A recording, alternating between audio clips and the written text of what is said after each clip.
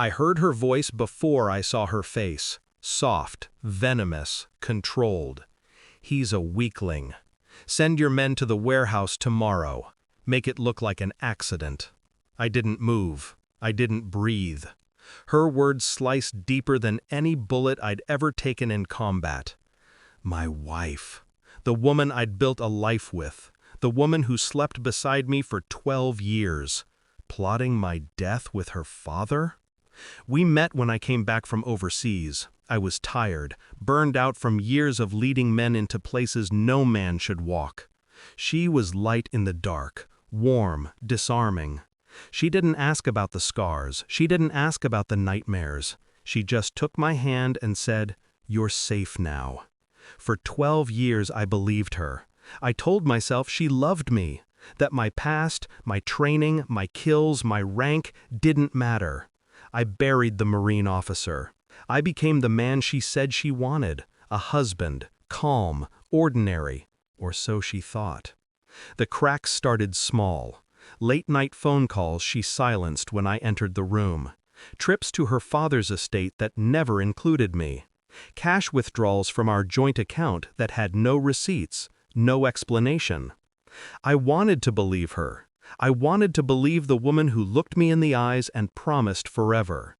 But combat sharpens instincts you can't turn off. You feel ambush before you see it. That night, hearing her call me a weakling, I felt the old part of me stir. The officer, the hunter, the man I'd buried for her sake. She thought I was unarmed. She thought I was blind.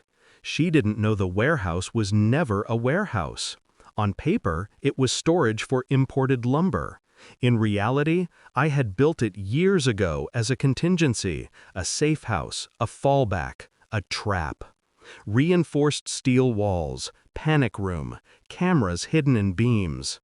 I told myself it was paranoia, a Marine clinging to shadows of war.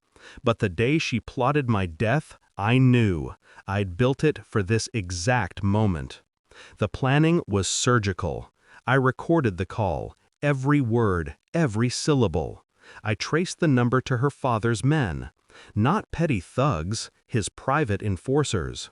I moved assets quietly, stripping her name from accounts, shifting everything to trusts she couldn't touch.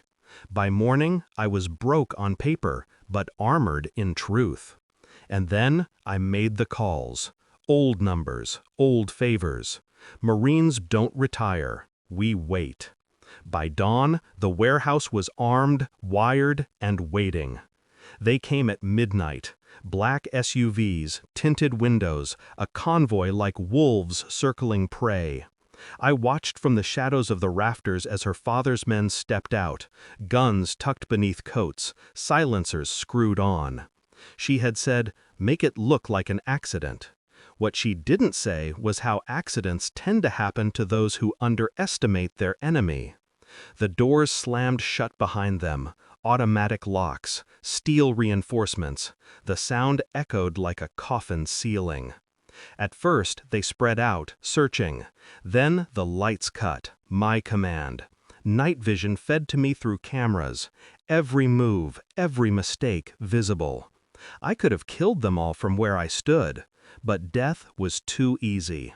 I wanted them to see, so I spoke. "Your employer sent you to kill me."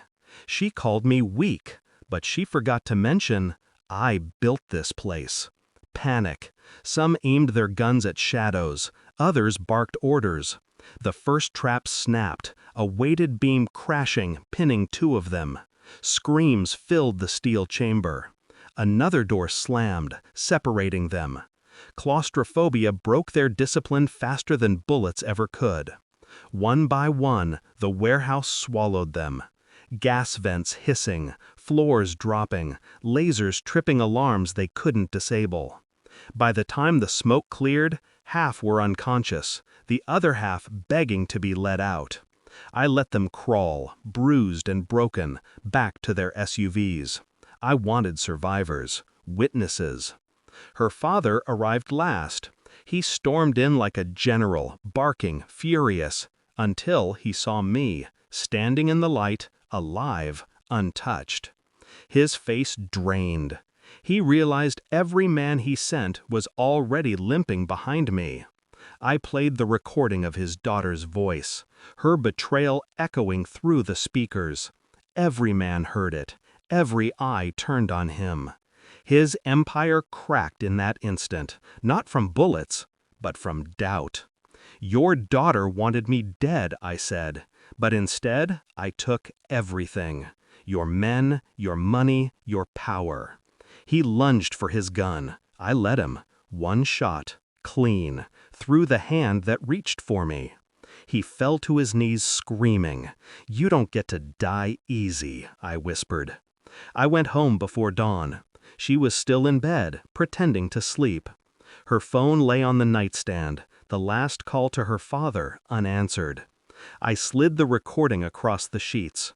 Her voice filled the room. She froze, eyes wide, the color drained from her face. You don't understand." "I understand perfectly," I cut her off. My voice was steady, cold. "For 12 years you had my loyalty, my silence, my heart. You mistook peace for weakness." She reached for me. I stepped back. "I don't kill family," I told her, "but I don't forgive traitors either."